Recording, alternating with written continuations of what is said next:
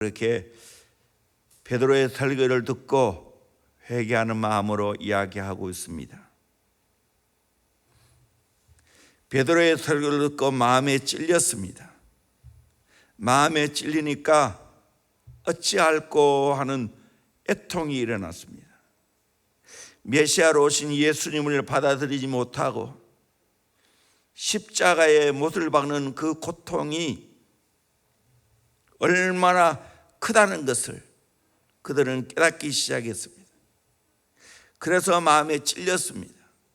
이 마음에 찔렸다는 것은 양심의 자극을 받았다는 겁니다. 원문의 뜻은 찔려 간통했다는 겁니다.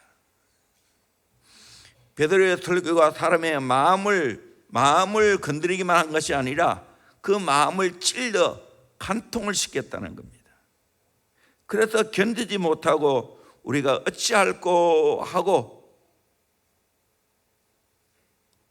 답을 달라고, 해결책을 달라고 요구하고 있습니다.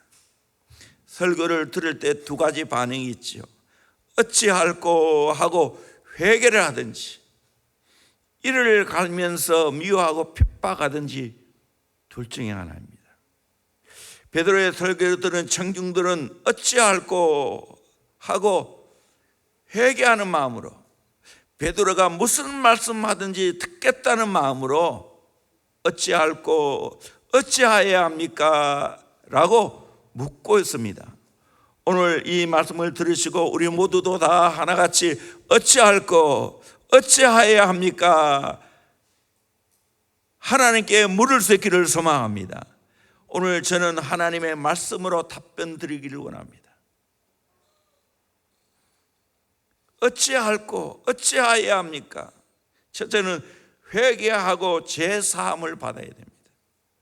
38절에 베드로가 이르되 너희가 회개하여 각각 예수 그리스도의 이름으로 세례를 받고 죄사함을 받으라. 그래야면 성령의 선물을 받으리니 말씀했습니다. 회개하고 세례 받고 죄사함을 받으라, 그렇게 말씀하고 있습니다. 그렇습니다. 말씀에 대한 가장 중요한 반응은 뭡니까? 말씀을 듣고 찔렸다면 회개하는 겁니다. 저건 내 말씀이야 할 때 아멘, 내 마음이 간통되어서 회개하는 마음이 되어야 하는 겁니다. 이성봉 목사님이 자주 이렇게 말씀하셨습니다. 세상에다 가장 억울한 일은 교회 열심히 다니고 지옥 가는 것이라고 했습니다. 이 말은 참된 회개 없이 인간적으로 종교 생활하는 걸 가리킵니다. 목회하면서 제일 가슴 아픈 것은 삶의 회개의 흔적이 보이지 않는 겁니다. 회개의 열매가 보이지 않는 겁니다. 죄악의 늪에서 헤어나지 못하고 그냥 명목상의 그 찬으로 남습니다. 그저 교회만 왔다 갔다 하는 종교 생활을 하고 있습니다. 여기에 또 타성이 젖어들면 죄를 지으면서도 죄인 줄 모릅니다.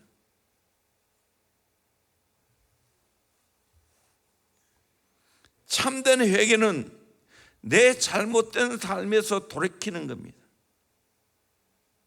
악행에서 돌이키는 겁니다. 말씀을 들었다면 깨닫게 되어지고, 깨달았다면 진실로 회개하고 삶의 열매가 맺혀야 됩니다. 변화되어야 한다는 거예요. 행동으로 옮겨져야 되는 겁니다. 회개는 구체적으로 돌아서는 것입니다.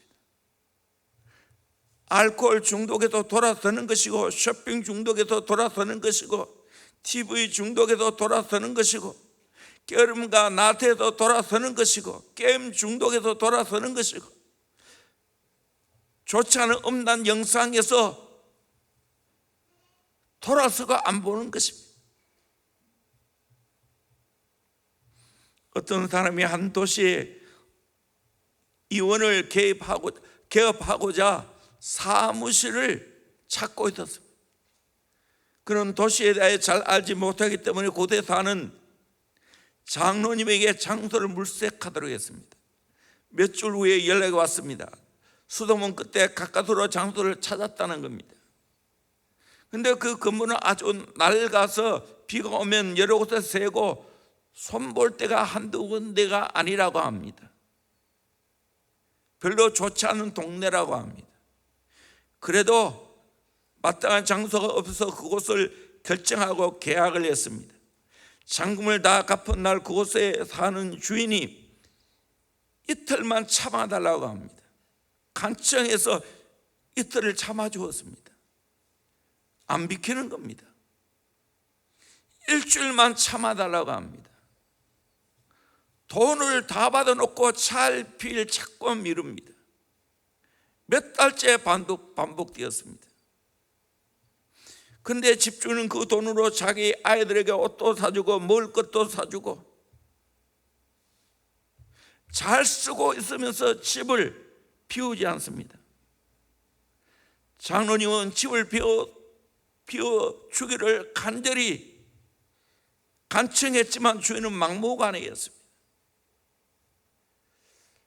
설마 장로가 고소하겠냐, 그런 심산이었습니다.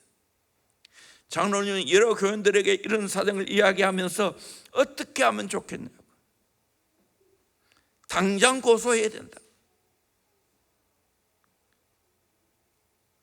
장로님은 하나님의 대리인으로서 충분히 고소할 자격이 있다고 말했습니다.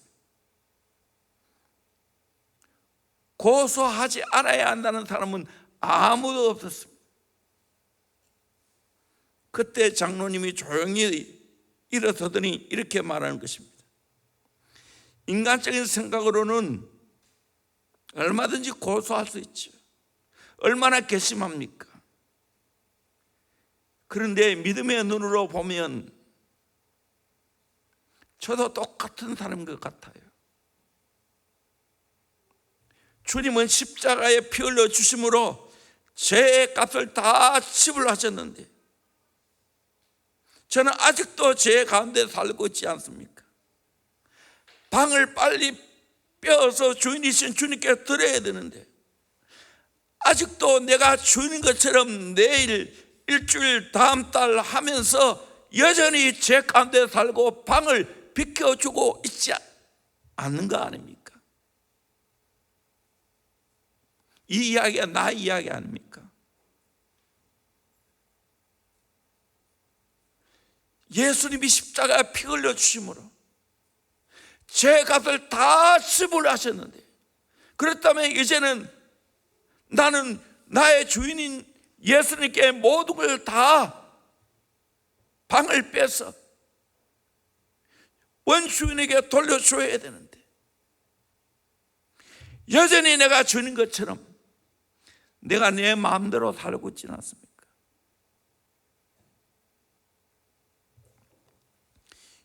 유목민들이 죄를 범했을 때 속죄제를 위하여 양을 바치게 됩니다. 때로는 소를 바칩니다. 이거는 보통 일이 아닙니다.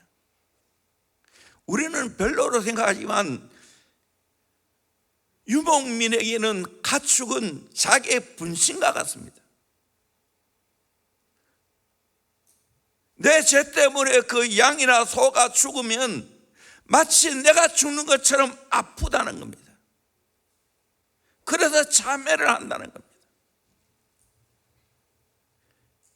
이렇게 아픈 마음으로 짐승을 잡아 바친 자가 또 죄를 짓겠습니까? 내가 진짜 십자가를 경험했다면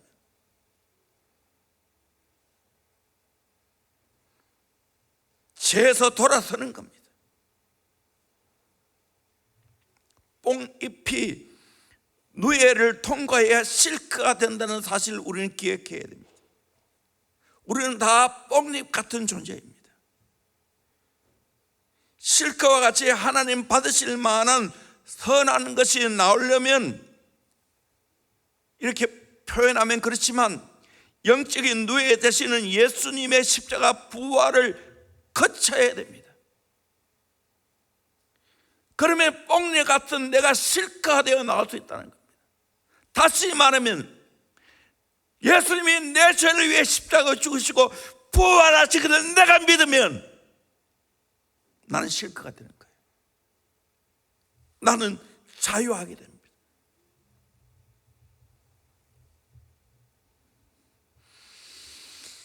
십자가 부활이라는 영적인 거룩한 기가가 우리 안에 장착되어야 됩니다.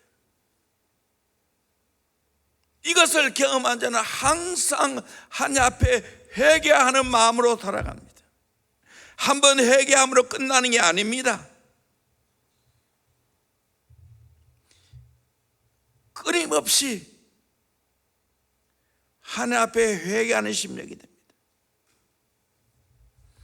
누가복음 24장 46절 47절 말씀 같이 보도록 합니다. 시작. 또 이르시되 이같이 그리스도가 고난을 받고 제3일에 죽은 자 가운데서 살아날 것과 또 그의 이름으로 죄 사함을 받게 하는 회개가 예루살렘에서 시작하여 모든 족속에게 전파될 것이 기록되었으니 예수님이 죽으시고 부활하심으로 말미암아 예수 이름으로 죄 사함을 받게 하는 회개가 예루살렘에서 시작해서 모든 족속에게 전파될 것을 기록하고 있습니다. 그것이 이제 우리에게까지 왔습니다. 예수님이 고난받으시고 죽으시고 부활하신 것은 죄 사함을 받게 하는 회개를 전파한다는 것입니다. 이것이 내 안에서 이루어지기를 주의 이름으로 축원합니다. 회개 역사가 이루어지기를 주의 이름으로 축원합니다. 이사야 1장 18절에 여호와께서 말씀하시되 오라 우리가 서로 변론하자. 너희 죄가 종 같을지라도 눈과 같이 희어질 것이요 전원같이 붉을지라도 양털같이 희게 되리라 약속했습니다. 요한일서 1장 8절에 만일 우리가 죄가 없다고 말하면 스스로 쏘이고 또 진리가 우리 속에 있지 않을 것이요. 그렇죠, 다 죄인이죠. 그러나 9절에 만일 우리가 우리 죄를 자백하면 그런 미쁘시고 의로우사 우리 죄를 사하시며 우리를 모든 불의에서 깨끗하게 하실 것이요 우리 죄를 사해 주십니다. 모든 불의에서 깨끗하게 해 주실 줄로 믿습니다. 사탄은 오늘 또 끊임없이 나의 정욕을 발동시키고 유혹을 해서 죄짓게 만들고 죄라는 통로를 발발 삼아 우리에게 들어와서 주인이 아니면서도 주인 노릇하고 있습니다.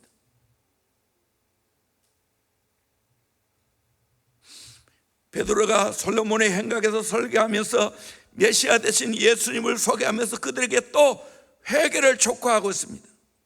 사도행전 3장 19절 말씀 같이 봅니다. 시작. 그러므로 너희가 회개하고 돌이켜 너희 죄 없이 함을 받으라. 이같이 하면 새롭게 되는 날이 주 앞으로부터 이를 것이요 회개하고 돌이키라고 말했습니다. 그래서 죄 사함을 받으라고 말하고 있습니다. 그러면 새롭게 되는 날이 주 앞에 이를 것이라고. 지난번 여기는 유쾌하게 되는 날이 주 앞으로 이를 것이요 새롭게 되고 유쾌하게 나를 만드는 것은 회개인 줄로 믿습니다. 오늘 또 회개하면 될 줄로 믿습니다. 어찌할꼬 내가 죄 때문에 어찌할꼬 내 타락한 육의 본능 때문에 내가 어찌할꼬 답이 있어요. 회개하면 되는 겁니다.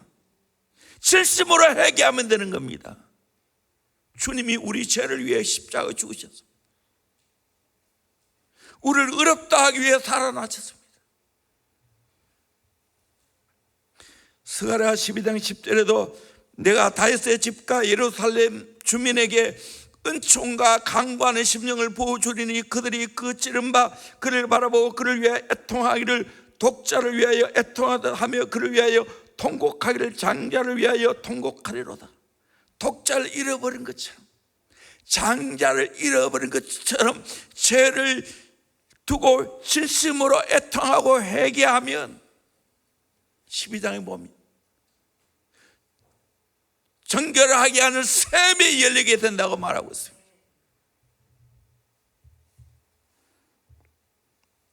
우리가 어찌해야 합니까? 걱정하지 마세요. 죄로 인하여 고민하지 마세요. 회개하고 제사함을 받으면 됩니다. 그렇게 되면 하나님은 우리를 새롭게 해주십니다. 우리를 유쾌하게 만들어 주십니다. 회개하는 자만이 이런 유쾌하게 살 수 있는 은혜를 주십니다. 죄는 내쳐야 하는 겁니다. 은근히 살아가면 안 되는 겁니다. 이것이 내 인생을 망쳤구나, 하나님과 소통하는 놀라운 은혜를 망쳤구나 하는 겁니다. 두 번째로, 세례를 받고 성령을 선물로 받아야 됩니다. 세례받고 제3을 받으라, 그리하면 성령의 선물을 받으리니 말씀하고 있습니다. 이 약속은 가까운 데나 먼 데는 사람에 동일하게 해주신 말씀입니다. 세례받는다는 것은 나는 죽고 예수로 사는 것입니다. 예수와 함께 내가 죽고 예수와 함께 내가 사는 것이 세례입니다. 그리하면 성령의 선물을 받게 된다고 말씀하고 있습니다. 어찌할꼬? 성령 받으면 됩니다. 내 힘으로 죄를 해결했지만 다시 어떻게 할 수가 없어요. 그러나 성령 받고 성령의 도우심을 받으면 자유하게 될 줄로 믿습니다. 새롭게 될 줄로 믿습니다. 유쾌하게 될 줄로 믿습니다. 그래서 우리의 연약함을 도우기 위해서 성령 보내주셨어요. 저를 보세요. 저를 봐요. 뒤에 저를 보세요.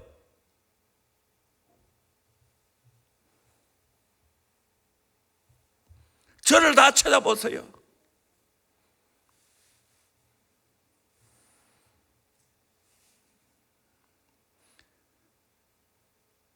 성령 받아야 됩니다. 내 힘으로 제 문제를 해결할 수가 없어요.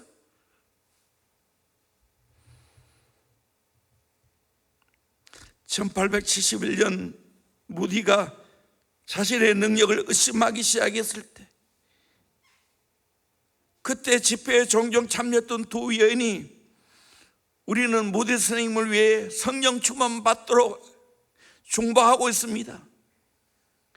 이 말을 들은 무디는 강력한 갈망이 일어났습니다. 저는 하나님께서 성령으로 채워주시도록 항상 울부짖고 했습니다. 얼마 후에 뉴욕시에서 성령으로 다시 충만하게 되었습니다. 무디는 기념비적인 그때를 해고했습니다. 그날 그 일을 무엇으로 형언할 수 없습니다. 저는 그 일을 별로 말하고 싶지 않습니다. 너무 신성한 경험이어서 뭐라 말해야 할지 모르겠습니다. 바울이 신비한 체험을 한담 14년간 말하지 않고 지냈지요. 제가 말할 수 있는 것은 오로지 하나님께서 자신을 제게 계시하였다는 것과 저를 계속 붙잡아 주세요 라고 간구하는 것만 했습니다. 하나님의 놀라운 사랑을 체험했습니다. 저는 다시 설교하러 갔습니다. 설교는 과거의 것과 다를 것이 없습니다. 색다른 진리를 전한 것도 아닙니다. 그럼에도 불구하고 수백 명이 회개했습니다. 이런 성령의 역사를 우리는 사모해야 됩니다. 찰스 피니도 금식기도 중에 어느 날 교회 건물 앞에 왔을 때 형언할 수 없는 빛이 그의 심령에 비춰오는 걸 체험했습니다. 피니는 말년의 위로부터 이런 능력을 받지 못한 교회와 사역은 최대 실수라고 했습니다. 오늘날 지식 위주의 설교가 문학의 신으로 전락되었고 사람들을 뒤집어 엎는 힘을 상실했다고 말했습니다. 그는 목회 후보생들에게 1g의 성령의 기름 부음이 1톤의 박식보다 더 유익하다고 말했습니다. 우리는 이런 성령을 선물로 받아야 됩니다. 통상 성령의 은혜가 있고 비상 성령의 은혜가 있습니다. 이슬비와 같은 성령의 은혜는 통상 은혜라고 말할 수 있어요. 이따금씩 강력하게 성령이 임재하는 소락비와 같은, 장막비와 같은 비상 성령의 은혜가 있습니다. 이런 은혜도 받아야 합니다. 우리 힘으로 거룩하게 살아갈 수가 없어요. 죄를 이길 수 없어요. 그러나 성령을 선물로 받으면 이길 수 있어요. 그분의 도움을 받으면 이길 수가 있어요.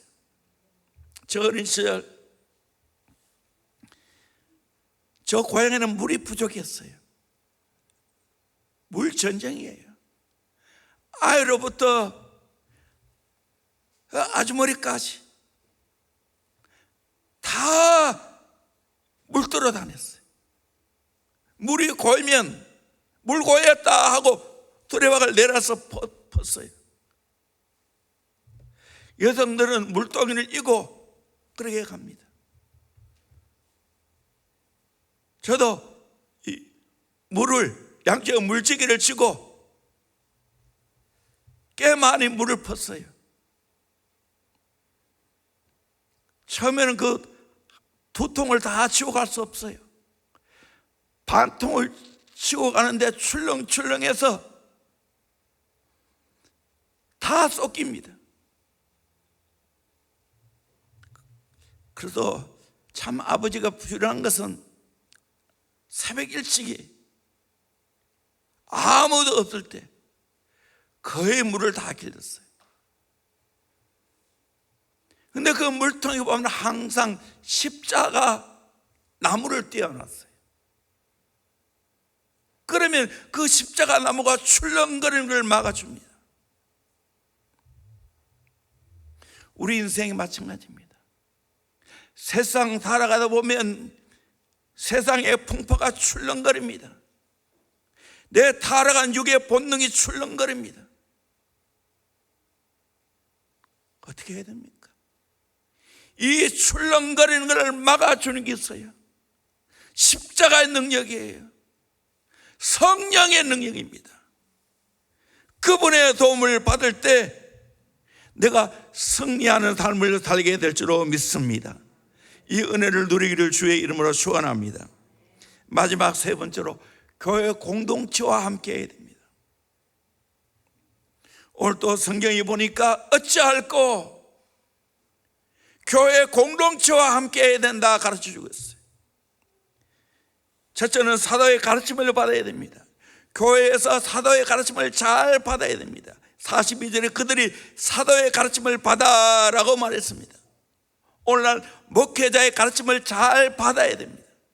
목회자의 지도를 잘 받아야 신앙생활 잘 할 수가 있어요. 이단에 빠지지 않습니다. 세상에 속지 않습니다.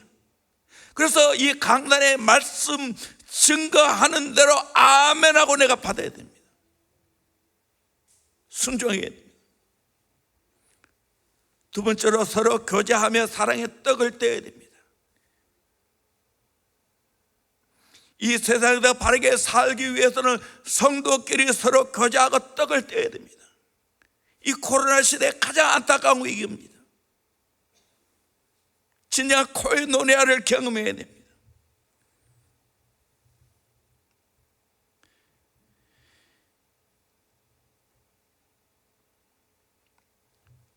입이 열려야 마음이 열린다는 말이 있어요.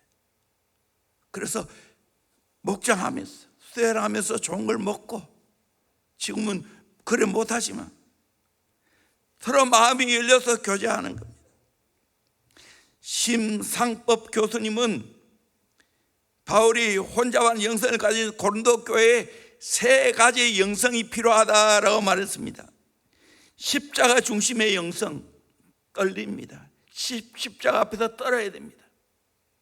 십자가 정신을 따라 사는 섬김과 희생의 영성, 울림입니다.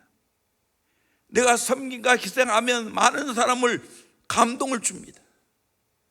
그리고 섬기가 희생의 삶을 공동체 함께 해야 한다는 공동체적인 영성, 어울림입니다. 어울림.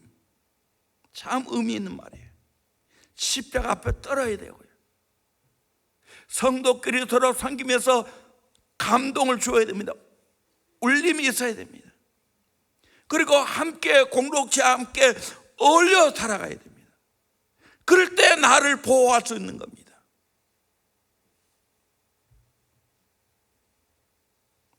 세 번째는 오로지 기도에 힘써야 됩니다. 42절에 기도하기를 힘쓰니라. 오로지 기도하기를 힘쓰니라. 오로지 기도해야 되는 거예요. 세상에 죄 가운데 내가 어찌할꼬, 내가 잘못 깨닫고 내가 살았는데 어찌할꼬, 어찌해야 합니까? 기도해야 됩니다. 기도하면 됩니다. 기도는 특권입니다. 은혜 받는 도구입니다. 여러분, 은행에 돈이 가득 들어있는데 내가 어려움 당할 때 돈을 찾아 쓰지 않다면 어리석은 거 아니겠습니까? 그보다 더 어리석은 것은 내 인생이 힘들고 어려울 때 기도하면 되는데 기도하지 않는 겁니다. 기도의 사람 하이드는 기도로 매일 기적을 체험한 사람입니다. 인도의 선교사로 초인적인 철학기도와 금식기도, 때로는 38시간 기도, 그는 녹슬어 버리기보다는 기도로 따라 없어지기를 원했습니다. 그는 이런 기도를 했습니다. 아버지여, 제게 영혼들을 주옵소서. 그렇지 않으면 제가 죽을 것 같습니다. 그는 기도가 효임 있는 강력한 무기라는 것을 세계 모든 사람들에게 알렸습니다. 그래서 하이드라는 이름 앞에 기도의 사람이라고 별명이 붙어 있습니다. 우리 이름 앞에는 이 별명이 붙어 있어야 됩니다. 기도의 사람 명철이.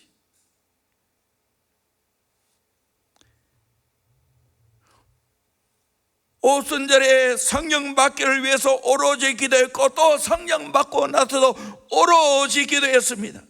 교회는 만밀히 기도하는 집입니다. 그러기에 이 교회 공동체 안에 신앙생활을 해야 됩니다. 주의 종의 가르침을 받아야 됩니다. 서로 교제하고 떡을 떼야 됩니다. 이 교회에서 기도해야 됩니다. 그러면 해결을 받을 수 있을 줄로 믿습니다. 그래서 하나님이 오순절 날 성령이 임함으로 시작 교회가 새로 세워진 겁니다. 교회의 가치를 아무리 강조해도 지나지 않습니다.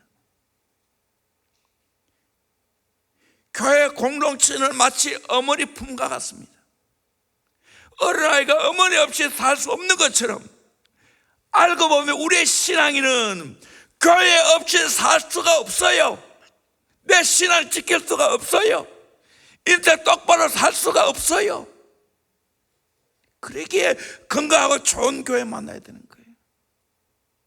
여기서 말씀으로 은혜 받고, 교제하면서 은혜 받고, 기도하면서 은혜 받아야 되는 거예요. 이것이 우리 인생의 해결책입니다. 시대를 꿰뚫는 목자의 심장을 가져라는 짐 민스라는 분이 세상에 완벽한 교회는 없다, 그렇죠? 그런데 내가 변화시킬 수 있는 유일한 교회는 내가 지금 섬기고 있는 교회이다. 모든 성공한 교회는 하나님 나라에 초점을 맞추고 있다. 지상교회의 가장 소중한 기관은 교회입니다. 이걸 깨달아야 됩니다. 그리고 개인적으로 가정입니다. 교회와 가정은 뗄 수 없는 관계입니다. 오늘 좀 말씀을 길게 했어요. 정말 이 말씀을 깨닫기를 바랍니다. 여러분, 어찌할꼬 하는 마음이 많이 들 때가 있죠. 목사님, 저도 그럴 때가 많아요. 어찌해야 합니까? 딴 거 없어요. 회개하고 제사함 받아야 되는 거예요. 그러면 새롭게 되고 유쾌하게 되는 날이 와요. 성령 받아야 돼요. 다 성령 충만 받아야 돼요. 통상 은혜만은 안 돼요. 때로는 비싼 은혜를 받아야 되는 거예요. 소낙비 같은 은혜를 받아야 되는 거예요. 그리고 강력한 성령의 충만함을 받아야 되는 거예요. 그리고 교회 생활해야 됩니다. 아무리 죄를 지어도 교회 나와야 되는 거예요. 그러면 해결받을 수 있어요. 여기에 말씀 듣고 은혜 받아야 되는 거예요. 서로 함께 교제의 떡을 떼야 되는 거예요. 그리고 오로지 기도하면 내 인생에 어찌할까 하는 문제, 어찌해야 하는 모든 인생의 문제가 다 해결될 줄로 믿습니다. 다 해결받을 수 있기를 주의 이름으로 축원합니다. 기도하겠습니다.